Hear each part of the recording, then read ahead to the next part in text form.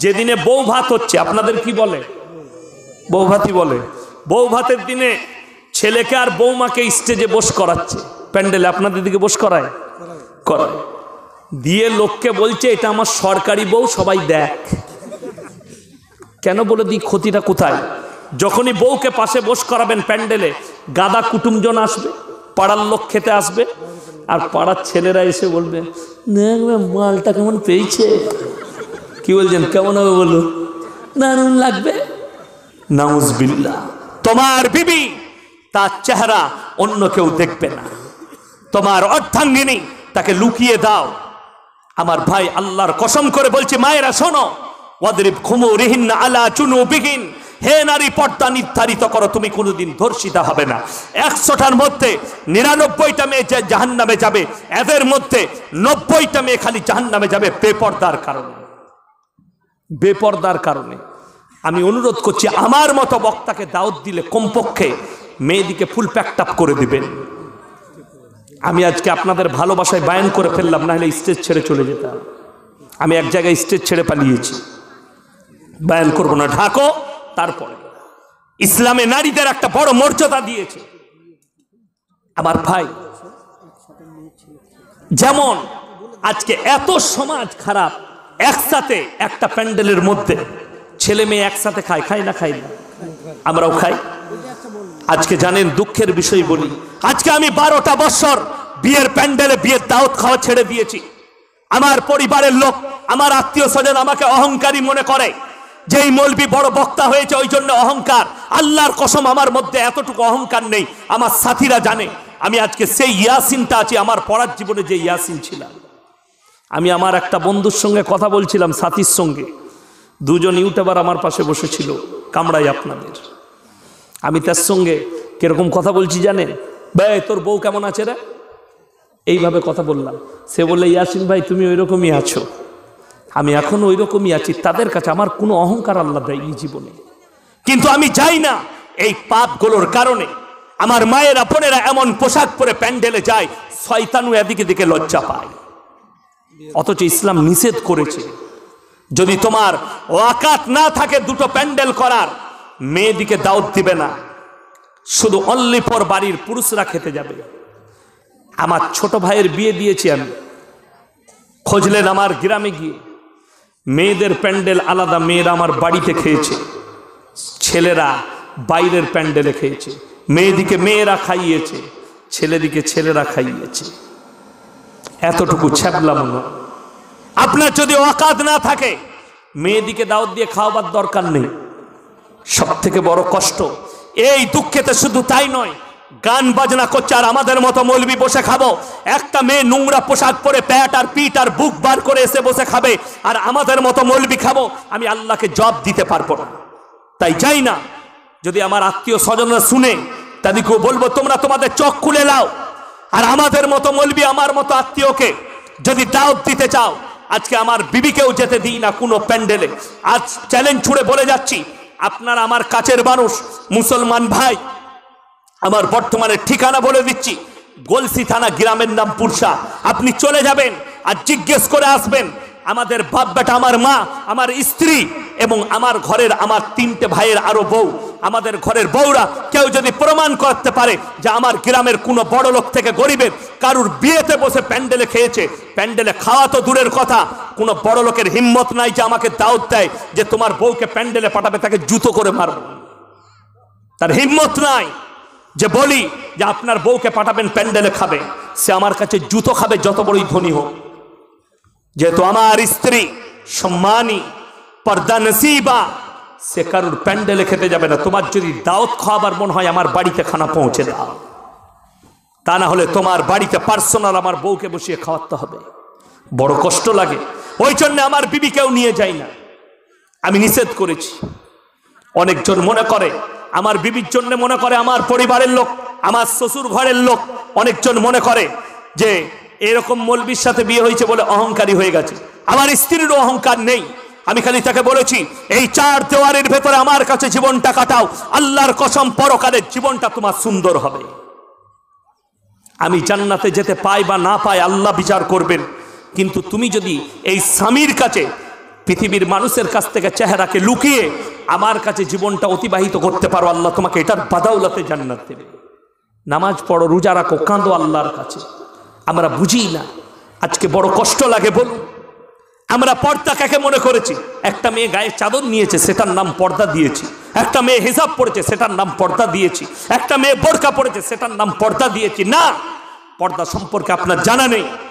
অনেক মায়েরা শুনেলেন, মেয়েরা কেন জাহান্নামে বেশি যাবে? যখনই একটা মেয়ে নোংরা পোশাক পরবে, তার উপরে পুরুষদের কিন্তু আকৃষ্ট হয়, হয় না? হয় না? কতগুলো কমেন্ট করে শুনেলেন। আর আমি নারী পুরুষ সকলকে বলছি, আমাদের জীবনে 100টা পাপের মধ্যে 90টা পাপের জন্য দায়ী হচ্ছে আমাদের চোখ। চোখের দ্বারা একটা মেয়ে ধরলে নোংরা পোশাক পরেছে, তার দিকে একটা যুবকের চোখ গেল, সেই যুবকটার মনে মনে হলো এই মেয়েটাকে ব্যভিচার করতে পারলে ভালো। ওই জন্য জানেন, যারা বাবা আছেন, যারা মা আছেন, যারা নিজেদের বাচ্চা বাচ্চা সন্তানের হাতে মোবাইলগুলো তুলে দেন, এই মোবাইলটা শুধু মোবাইল নয়, এটা হচ্ছে জাহান্নামের আগুন ওই বাচ্চাদের জন্য যারা নিজেদের সন্তান ছেলে মেয়ের হাতে মোবাইল তুলে দেয়। আমি একটা জলসায় বলেছি, আমাদের রাজ্য সরকার 10,000 করে টাকা দিয়েছে ট্যাব কেনার জন্য মোবাইল। ওটা মোবাইল নয়, ব্যভিচার করার রাস্তা বার করে দিয়েছে। 100টা স্কুল কলেজের ছেলের মধ্যে, ছেলে মেয়ের মধ্যে 90 জন বিবাহের আগে তাদের যৌবনকে শেষ করে দিচ্ছে। তার দলিল আছে আমার কাছে, প্রমাণ। সেদিনে একটা ছেলে ফোন করেছে কেরলা থেকে, হুজুর আমার একটা সলভ করে দিতে হবে। কি হয়েছে বাবা? বিপদে আছি, গোসল করে বেরোচ্ছি, নামাজ পড়বো, কিন্তু আমার বুঝতে পারছি আমার বীর্য বেরিয়ে যাচ্ছে। আমি তাকে বললাম তুমি হস্তমুগ্ন করো। সে সঙ্গে সঙ্গে বললে, হুজুর আপনি কি করে জানলেন? আমি বললাম, বোকা, আমরা মৌলবীরাও আরবি কিতাব পড়েছি, মাসলা মাসাইল সব আছে। কোন কাজটা করলে কি রোগ হতে পারে, কি পাপ হতে পারে, তুমি এই পাপ থেকে লিপ্ত হও, বঞ্চিত হও, নিজেকে বঞ্চিত করো। বলে, হুজুর আমি তো লাইনই খুঁজে পাচ্ছি না, কি করে বাঁচবো? আমি বলি, শয়তান শোনো, তুমি যদি বাঁচতে চাও, তোমাকে যে লিপ্ত করেছে তার নামটা হচ্ছে তোমার মোবাইল। সে কাঁদতে লাগলো, হুজুর একদম সত্য কথা বলেছেন, আমি এই মোবাইলটাকে তোমার কাছ থেকে 1 সপ্তাহ দূরে রাখো, তুমি বেঁচে যাবে এই পাপ থেকে। 100টা মুসলমানদের যুবক যুবতী তারা নিজেদের যৌবনকে নষ্ট করে দিচ্ছে। কেন? বেঈমান কাফেরের মেহনত। আপনি আমার নাম সার্চ করবেন, 100টা নোংরা মেয়ের ছবি দিবে তার সাথে, আর আপনার নফস বলবে একবার ক্লিক করে দেখ না মেয়েটা কেমন। দেখবেন না, দেখবেন না, শয়তান ধোঁকা দিবে। আমার আগের বক্তা মাদানী সাহেব বলছিলেন না, ইন্না শাইতানা লিল ইনসানি আদুব্বুম মুবিন, শয়তান মানুষের প্রকাশ্য দুশমন। আপনি চাইবেন না আপনাকে করাবে। আর শুনেলেন, প্রত্যেকটা মা বোনকে বলবো, শরীরকে ঢেকে নাও, পর্দার মধ্যে এসো। জাহান্নামে যাবে তোমরা যারা এখনো পর্যন্ত আমার আল্লাহকে চিনতে পারেননি। আমি আপনাদেরকে বলে যাই, হাত তুলে বলুন, আমরা কেউ নামাজ কাজা করবো না। জোরে বলুন ইনশাআল্লাহ। যারা নামাজি হয়ে যাবে, 5 ওয়াক্তের নামাজ যারা পড়বে, আমার ভাই তারা সব থেকে যে জায়গা থেকে বাঁচবে জানেন? ইন্না সলাতা তানহা আনিল ফাহশাই ওয়াল মুনকার, নিশ্চয়ই নামাজ এমন একটা ইবাদত, অশ্লীল কাজ থেকে তাদেরকে বাঁচিয়ে ভালো কাজের দিকে নিয়ে আসে। জোরে বলুন সুবহানাল্লাহ। মায়েরা, বোনেরা, ভাইয়েরা, সবাই 5 ওয়াক্তের নামাজি হন, সন্তান দিকে সুশিক্ষা দেন। বেঈমান কাফেরদের একটার পর একটা দাপট আপনার উপরে চাপতে চলেছে। শুনেলেন, বেঈমান কাফেররা যেভাবে আপনার উপরে দায় চাপাচ্ছে, আপনি অনুভব করতে পারবেন না। আপনার ঈমান, কোরআন বিরোধী যে ষড়যন্ত্র শুরু হয়েছে, আল্লাহর কসম, কোরআন প্রত্যেকটাকে ট্যাকেল দিবার জন্য তৈরি আছে। জোরে বলুন সুবহানাল্লাহ। কিছুদিন আগে দেখলাম কেন্দ্র থেকে সার্কুলার জারি হয়েছে, একটা আইন পাশ হয়েছে আমাদের দেশে, সুপ্রিম কোর্ট রায় দিয়েছে। একটা মেয়ে, এই স্বাধীন ভারতে একটা মেয়ে, সেই মেয়েটা 6 মাস পর্যন্ত নিজের পেটের বাচ্চাকে নষ্ট করতে পারে, কোনো অপরাধ নয়। আপনারা জানেন এই আইনটা পাশ হয়ে গেছে, পাশ হয়েছে। যিনারা শিক্ষিত তেনারা পড়েছেন, পেপার পড়েন তারা পড়েছেন। এটা তারা শুধু মুসলমান মেয়েদের ক্ষতি নয়, গোটা ভারতের জীবন ব্যবস্থার ক্ষতি হয়ে যাবে। এই টাউনে কুসমুন্ডি বাজার থেকে গঙ্গারামপুর, বুনিয়াদপুর, রায়গঞ্জ যতগুলো বাজার আছে, আর যেগুলোতে ডাস্টবিন রাখা আছে, ওই ডাস্টবিনগুলোতে আর ময়লা থাকবে না, ওগুলোতে ভ্রূণ আর বাচ্চা পড়ে থাকবে। কোরআন বিরোধী কি করে বললেন? কোরআন খুলেন, আমার আল্লাহ রাব্বুল আলামিন 1400 বছর আগে বলেছেন, ওয়ালা তাকতুলু আওলাদাকুম খাশিয়াতা ইমলাক নাহনু নারযুকুহুম ওয়া ইয়াকুম। হে আমার নবী বলো, তোমরা দরিদ্রতার ভয়ে তোমাদের আওলাদকে কতল করো না। দরিদ্রতার ভয়ে আওলাদকে কতল করো না। আমি দেখলাম আমাদের ভারতে একজন ভদ্র মহিলা, নামটা তার জানি না, যদিও তিনি সনাতন ধর্মের, তিনি বলছেন हमारे देश में बच्चे के ऊपर रोक लगनी चाहिए। एक एक आदमी 4-4 बच्चे लेते हैं, 5 बच्चे लेते हैं, इसके ऊपर रोक लगनी चाहिए। अपनी डॉक्टरेर काছে যাবেন, যতগুলো হসপিটাল আছে সরকারি বেসরকারি সব লেখা আছে জন্ম নিয়ন্ত্রণ করুন। সরকারের অর্ডার এটা লিখে রাখুন, জন্ম নিয়ন্ত্রণ করুন। একটার বেশি বাচ্চা নিতে পাবে না, আইন আনছে সরকার। দুটোর বেশি বাচ্চা নিতে পাবে না। শোনো, এই সোচটা, এই ভাবনাটা যদি তোর বাবরা নিত, তোরা দুনিয়ার মুখ দেখতে পারতিস না। কথাটা বুঝতে পেরেছেন না পারেননি? আমি খুব সূক্ষ্মভাবে বুঝালাম। কবিগুরু রবীন্দ্রনাথ ঠাকুর বাপের 9 নম্বর সন্তান, ভাই বোনদের মধ্যে 14 নম্বর। তিনি কবিগুরু রবীন্দ্রনাথ ঠাকুর এত বড় জ্ঞানী, তিনি সম্মানী ব্যক্তি। 14টা তিনার মা বাপ ভুল করেছে, বড় কষ্ট লাগে, দুঃখ লাগে। যারা বলছে এখন নতুন সিস্টেম উঠেছে, শুনেলেন, শিক্ষিতদের মুখে শুনতে পাবেন যারা শিক্ষিত গুয়ার আছে, তারা বলছে ছোট পরিবার সুখী পরিবার, বলছে না বলেনি? ওই জন্যে বৃদ্ধ বৃদ্ধাশ্রম তৈরি হয়েছে। ছোট পরিবার সুখী পরিবার। একটাই ছেলে মানুষ করে ডাক্তার করেছে, ছেলের বিয়ে হয়েছে, মা বাপ বুড়ো হয়েছে, তাকে বৃদ্ধ বৃদ্ধাশ্রমে রেখে এসছে। কি বুঝলেন? 5টা বেটা থাকলে একজন ভাত না দিলে আর একজন দিবে, দিবে না? দিবে না। একজন না দেখলে আর একজন দেখবে। আর একটা বেটা যদি নেয় আর বউকে যদি অপারেশন করে দেয়, আর যদি খুদা না খাস্তা ছেলেটা মরে যায়, তোর নাম হবে 8 কুড়ো। আপনারা কি বলেন? 8 কুড়ো বলেন না? 8 কুড়ো। বুড়ো বয়সে তোকে মুতে খেতে হবে, মুতটাই খেতে হবে, খাবার পাবি না, গু ঘাঁটতে হবে। বড় কষ্ট লাগে, দুঃখ লাগে, মানুষ বুঝে না, মন্তব্য করে বসে।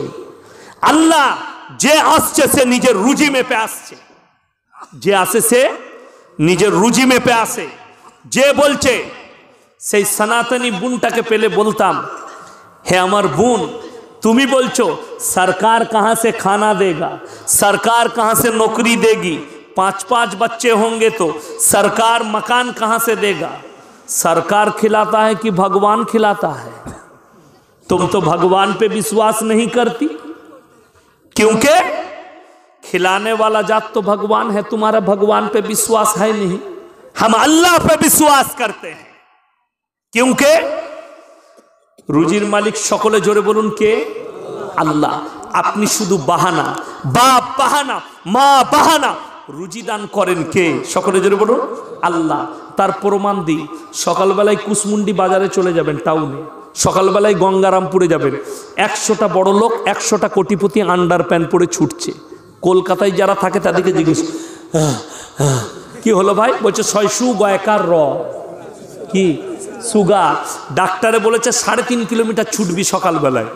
কেউ কেউ আবার বউকে সাথে করে লিজে হাঁটছে। কি হলো? বলে বউয়েরও সুগার হয়ে গিয়েছে। লে কোটিপতি দিনের বেলায় দিন গেলে লাখ টাকা ইনকাম করে, কিন্তু ডাক্তারের কাছে লিস্ট নিয়ে গেছে, দেখি রিপোর্টে কত, ওরে বাবারে 430 খালি পেটে।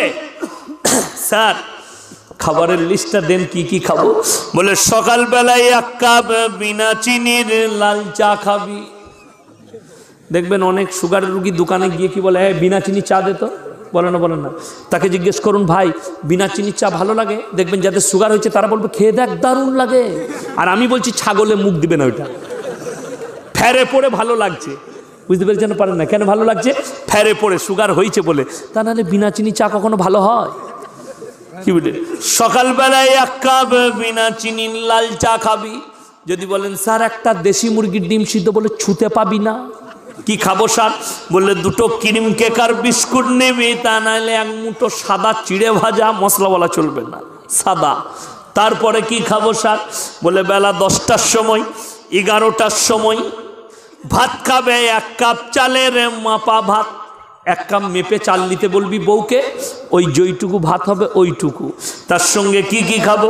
গরুর মাংস বললে ছোঁয়া যাবে না, মুরগি বললে ধারে পাশে যাবি না, খাসি বললে স্বপনে ভাববি না। কি খাবো স্যার? বলে খালি করলা ভাজি আর ভেন্ডি সিদ্ধ খাগা। এটা কিন্তু কোটিপতির ক্যালিস্ট বললাম, কোটিপতি। আর গরিব মানুষ রিক্সা চালায়, গাড়ি লোড করে, যে যতটাই আমি আল্লাহর রুজি মেপেছি, হোটেলে বসবে, কাবাব বলো, গোস্ত বলো, ভুনো মুখিয়ে খেলে আবার চলে যা। বাজবিজ করতে হবে না, জোরে বলুন না সুবহানাল্লাহ। কেন বললাম? কোরআন শুনেলেন। হযরতে জাকারিয়া মরিয়মকে বলছেন, ক্বালা ইয়া মারইয়ামু আন্না লাকি হাদা। ওগো মরিয়ম, এই সমস্ত ভালো মন্দ আখরণ মুনাক্কা কাজু কিশমিশ পেস্তা বাদাম কোথা থেকে পাচ্ছ? মরিয়ম উত্তর দিলেন, ক্বালাত হুয়া মিন ইনদিল্লাহ ইন্নাল্লাহা ইয়ারযুকু মান ইয়াশাউ বিগাইরি হিসাব। আল্লাহ যাকে ভালোবাসেন, আল্লাহ যাকে পছন্দ করেন, তাকে বেসুমার রিজক দান করেন। কোথা থেকে দেব, কেমন করে দেব, আমি আল্লাহ ছাড়া পৃথিবীর কেউ জানে না।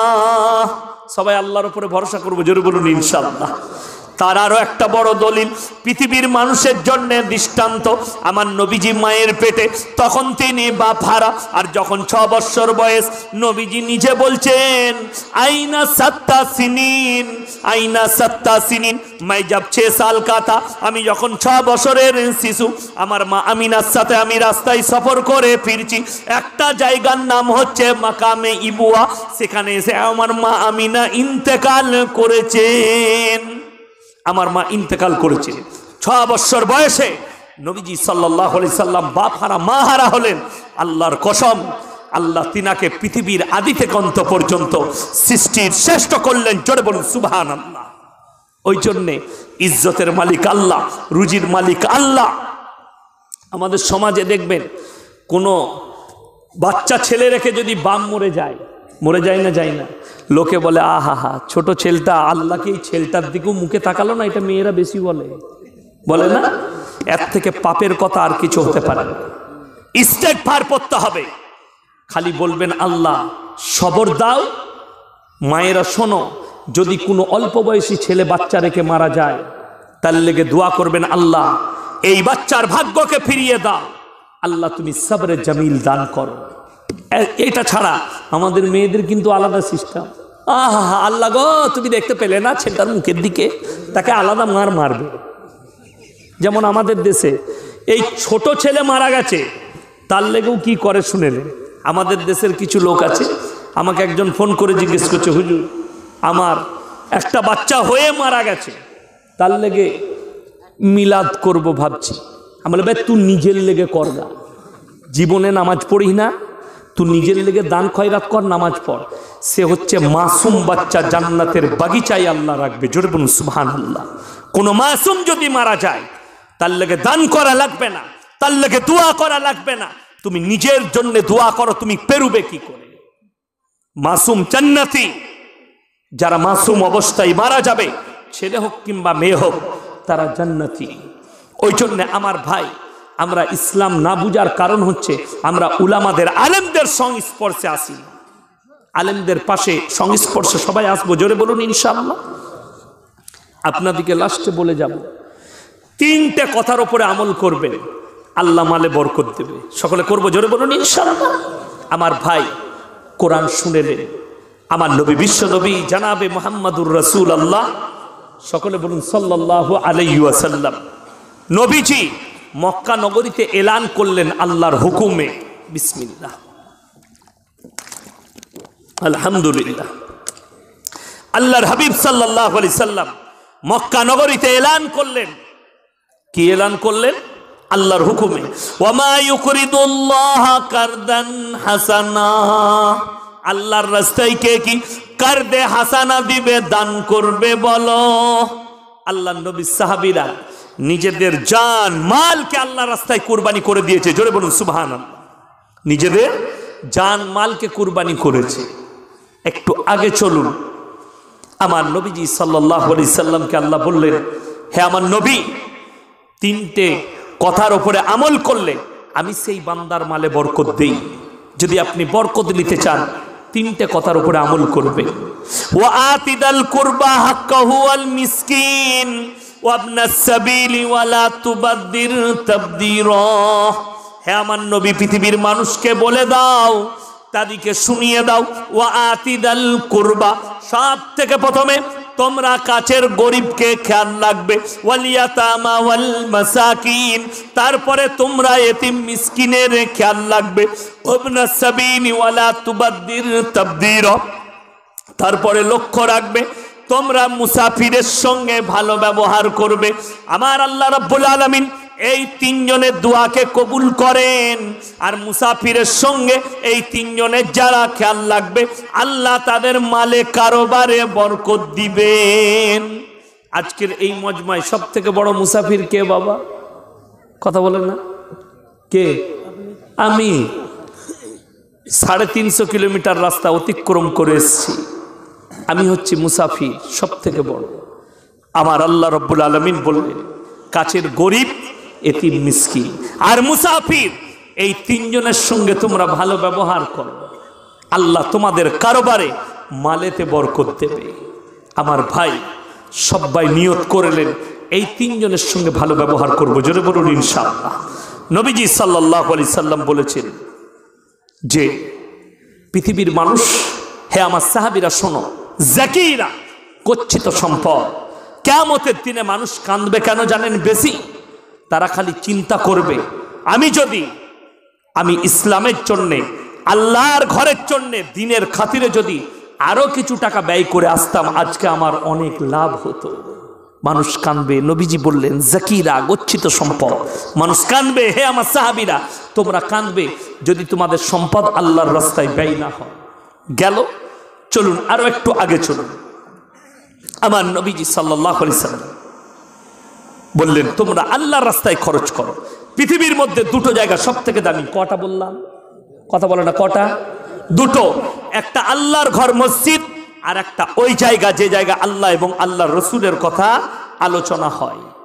আমার ভাই, মাদ্রাসা, হ্যাঁ, এই মসজিদ আর মাদ্রাসা এবং ওই জায়গা যেখানে আল্লাহ আল্লাহর রসুলের কথা আলোচনা হয়। আজকে মাগরিবের পর থেকে এতক্ষণ পর্যন্ত এত কিছু আলোচনা হলো। এই মজমা বরকতপূর্ণ মজমা।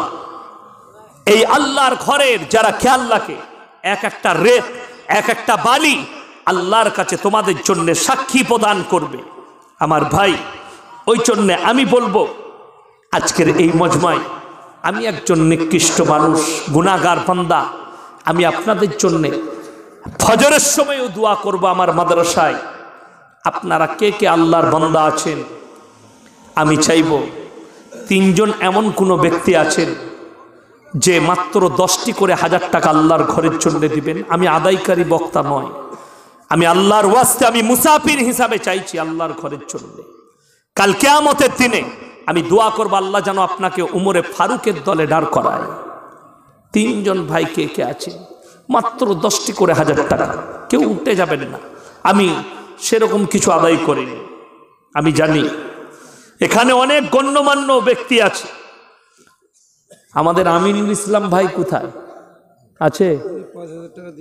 5000 টাকা দিয়ে গেছে। তো আল্লাহটা আমাকে 5 দিত, তাহলে কাজ হয়ে যেত। উনি দিয়েছেন, ওনার স্ত্রীর নামে দিত, কাজ হয়ে যেত। আর আমাদের জিয়ারুল ইসলাম ভাই কই? উনি দিয়েছে কই? কই গো? সৈয়দ আলী ভাই কোথায় আছে? সৈয়দ আলী ভাই। তিনজন আমি আমার মহব্বতের মানুষ থেকে ডাকছি, জিনাদের নাম জানি, যদি থাকেন। আর আপনাদিকে বলি, আমি দুটো কথা খালি শোনাবো আপনাদিকে। আমি দুটো কথা শুনিয়ে দেব যে সারা রাত্রি যদি আমরা বয়ান করি, সারা রাত্রি আমরা যদি বয়ান করি আর কোরআনের তাফসীর করি, কোরআন শুনেলে, আমি প্রথমেই বলেছি আল্লাহ কত সুন্দর কথা বলেছেন, মারাত্মক কথা, মানুষের হৃদয় কেঁপে যাবে। এই আয়াত শুনে যাদের বাড়িতে মানে কোরআন আছে খুলবেন, 8 পারা প্রথম পৃষ্ঠা, কত পৃষ্ঠা বললাম? প্রথম পৃষ্ঠা, 8 পারা প্রথম পৃষ্ঠা, প্রথম আয়াত, ওয়ালাউ আন্নানা নাযালনা ইলাইহিমুল মালাইকা ওয়া কাল্লামাহুমুল মাউতা ওয়া হাশারনা আলাইহিম কুল্লা শাইইন কুবুলা মা কানু লিউমিনু ইল্লা আন ইয়াশা আল্লাহ ওয়ালাকিন্না আকতারাহুম ইয়াজহালুন ওয়ালাউ আন্নানা নাযালনা ইলাইহিমুল মালাইকা। হে আমার বিশ্বনবী, আমি যদি এদের ওপরে মালাইকা মানে হচ্ছে ফেরেশতা, এদের কাছে ফেরেশতা পাঠাই, ওয়া কাল্লামাহুমুল মাউতা, আর যারা মারা গেছে তারা যদি কবর থেকে উঠে আসে আর বলে তোমরা ভালো কাজ করো, নেক কাজ করো, নেক আমল করো, তারপরও এই সমস্ত যারা বেঈমান কাফের নেমো খারাম হবে, তারা কখনো মেনে নিবে না। আমার ভাই, ওই জন্যে ডাক্তার আমিনুল ইসলাম আমার 5,000 টাকা লিখতে বলছে। মাশাআল্লাহ, আল্লাহু আকবার। ডাক্তার আমিনুল ইসলাম ভাই তিনি আরো 5,000 টাকা দিবেন, লিখতে বললেন। আমি দোয়া করব আল্লাহ ওনার হায়াত তারাজ করুক, ওনার জানে মালে ইজ্জতে আল্লাহ বরকত দেখ, ওনার কারোবারে ব্যবসা বাণিজ্য রুজি রোজগারে আল্লাহ বরকত দেখ। আমার ভাই উনি দিয়েছেন। আমার জিয়ারুল ইসলাম ভাই কোথায় আছেন? কই বলুন, আপনি কিছু বলুন। কত? 10টা আপনারই হোক। হ্যাঁ হ্যাঁ, 3 কেন? 2 হাত মারেন আল্লাহর ওয়াস্তে, আল্লাহর ঘরের জন্য। এ বড় সম্পদওয়ালা জায়গা, কিয়ামত পর্যন্ত নেকি পাওয়া যাবে ইনশাআল্লাহ। কত বলবো বলুন? কত? 3 নয়, এটা 5 করে দেন তাহলে। 5 করুন। সৈয়দ আলী ভাই কোথায় আছে? নেই এখানে? সাইদ আলী ভাই কই? কই? মাশাআল্লাহ। কত? আমরা মসজিদের সঙ্গে আছি, লেগে আছি। জি, ওটা নিয়ে আপনাকে চিন্তা করতে হবে না। মাশাআল্লাহ। আপনার লেকচার চালিয়ে যান। লেকচার শুনবেন? আচ্ছা দিবে। আচ্ছা আচ্ছা, মাশাআল্লাহ। টাইম তো 12টা 15 হয়ে গেছে। 2-4টা কথা আমি আজ শুনিয়ে দেবো, বুঝলেন? আমি বাস্তব কথা, 1 ঘন্টা 2 ঘন্টার বক্তা আমি নই, কিন্তু বড় দুঃখের বিষয়, আমাকে যারা দাওয়াত দিবেন 12টার মধ্যে ছাড়বেন। 8টায় চাপালে আমি 12টা বাজিয়ে দেবো, 7টায় চাপালে 12টা বাজিয়ে দেবো। কিন্তু মাদ্রাসা চালাই তো, মাদ্রাসার ক্লাস করে আমার উপরে বড় দায়িত্ব আছে ছাত্রদের, কি বুঝলেন? ওই জন্য আমি দূরের রায়গঞ্জের অনেক জলসা ক্যান্সেল করেছি, যেতে পারবো না বলে দাওয়াত নিয়ে আবার মানা করে দিয়েছি 2-1 দিনের মধ্যে। আমি হিসেব করে দেখেছি আমি পৌঁছাতে পারবো না, আবার মাদ্রাসা পৌঁছাতে পারবো না। ওই জন্যে ওটার জন্যও দুঃখিত যে আমি দূরের জলসা নিতে পারছি না। আমার বাড়ি থেকে যদি গোটাটাই পানাগড় থেকে 4 লেন হয়ে যেত তাহলে নিতে পারতাম, 3 ঘন্টায় ঢুকে যেতাম। কিন্তু মিনিমাম 7 ঘন্টা 8 ঘন্টা লেগে যাচ্ছে লোকালের জন্য। ওই জন্যে আমার ভাই, আল্লাহ আপনাদের জানে মালে ইজ্জতে বরকত দেখ, আপনাদের কারোবারে বরকত দেখ। আমি লাস্ট নসিহত আপনাদিকে করে যাব যে আপনারা জিন্দেগিতে যা কিছু হয়ে যাবে, জীবনে কোনোদিন শিরক করবেন না। জোরে বলুন ইনশাআল্লাহ। শিরকের পথে হাঁটবেন না। 2 নম্বর, সমাজের মানুষ নিজেকে পাপ থেকে বাঁচান। মুমিনদের আখলাক আল্লাহ যেখানে কোরআনে বর্ণনা করেছেন, কাদ আফলাহাল মুমিনুন আল্লাযীনা হুম ফি সলাতিহিম খাশিউন, তারা যখন নামাজ পড়বে, এটা 1 নম্বর আখলাক মুমিনদের, তারা খুজুর সঙ্গে নামাজ আদায় করবে। ওয়াল্লাযীনা হুম আনিল লাগবি মুরিদুন, এবং তারা নিজেদিকে গুনাহ কাটা থেকে বঞ্চিত রাখবে। গুনাহ থেকে বঞ্চিত রাখুন নিজেদিকে। কি করে করবেন? শয়তান ধোঁকা দিলে ইস্তেগফার বেশি পড়বেন। যদি বুঝতে পারেন আমার দ্বারা ভুল হয়ে গেল, সঙ্গে সঙ্গে আস্তাগফিরুল্লাহ আল্লাযী লা ইলাহা ইল্লা হুয়াল হাইয়ুল কাইয়্যুম ওয়া আতুবু ইলাইহি। আমার যুবকরা, তোমাদেরকে যদি পাপেতে শয়তান পাপের দিকে ঠেলতে চায়, তোমরা এই দোয়াটা পড়বে, লা হাওলা ওয়ালা কুওয়াতা ইল্লা বিল্লাহিল আলিয়্যিল আযীম, লা হাওলা ওয়ালা কুওয়াতা ইল্লা বিল্লাহিল আলিয়্যিল আযীম। এই দোয়াটা বেশি পড়বে, পাপ থেকে তুমি মুক্তি পাবে, পাপ থেকে তুমি সরে যাবে, শয়তান তোমার কাছ থেকে দূরে সরে যাবে। বেশি বেশি করে এই দোয়াগুলো পড়বেন, আল্লাহ আপনাকে হেফাজত করবে। যুবকটিকে বলি, নামাজ কম্পালসারি করুন, নামাজ ছাড়বেন না, বেঈমান কাফেরের খপ্পরে পা দিবেন না। আজকে বড় কষ্ট লাগে, মালদা, মুর্শিদাবাদ, দিনাজপুরের খবর জানি না, ভালো ভালো ছোট ছোট বাচ্চা যুবকরা মুসলমানদের তারা হিরোইনের নেশা করছে, আফিনের নেশা করছে, মদের নেশা করছে, গাঁজার নেশা করছে। মুসলমান ডুবে যাচ্ছে নেশায়, তাদের পরিবাররা চোখে তাকিয়ে দেখে, অথচ তাদের ওপরে খেয়াল রাখে না। সব থেকে বড় দায়িত্ব হচ্ছে মায়ের। আপনাদের যারা বাচ্চা হবে, 6 বছরের বাচ্চার হাতটা ধরে আপনি নিয়ে যান মসজিদে, মসজিদের পেছনে কাতারে দাঁড় করান, সে খেলা করবে, তার উপরে নামাজের আসর পড়বে। আপনার ওই বাচ্চাকে মক্তবে পাঠান, কোরআনটা শিক্ষা করুন, কোরআনটা তার মধ্যে আসুক। আমাদের দেশের দুঃখ, 100টা মানুষের মধ্যে 90 জন কোরআন জানে না, 90 জন। আর যে কটা জানে, একজনও ভালো করে শুদ্ধ কোরআন জানে না, ভুল ভাল কোরআন পড়ে। কবুল হয়ে যাবে, কিন্তু তোমাকে তো শিখতে হবে, শুদ্ধ করতে হবে। মিশরের ছেলেদের জন্মের পরে প্রথম পাঠ হচ্ছে কোরআনের শিক্ষা, আর আমাদের দেশের প্রথম পাঠ হচ্ছে মোবাইল। এখন বর্তমান আপনার বাচ্চাকে শিক্ষা দিবেন, ছেলেকে ডাক্তার করুন। আমি স্কুল কলেজ নিষেধ করিনি, মাস্টার করুন, প্রফেসর করুন, ডাক্তার করুন, কিন্তু মাথায় রাখবেন, তার মধ্যে যদি দিন না থাকে, আমার আল্লাহর কাছে কোনো মূল্য নাই। ডাক্তার হবে, মাস্টার হবে, প্রফেসর হবে, ইঞ্জিনিয়ার হবে, সব হবে। 2000 টাকা ধলপুরের একজন হবিবুরের ছেলে দিয়েছে, ধলকুরির হবিবুর রহমান সাহেবের ছেলে 2000 টাকা দিয়েছেন। আল্লাহ দানকে কবুল করুক, নেক নিয়তকে আল্লাহ পুরো করুক। কারোবারে ব্যবসা বাণিজ্য, রুজি রোজগারে আল্লাহ বরকত দেখ।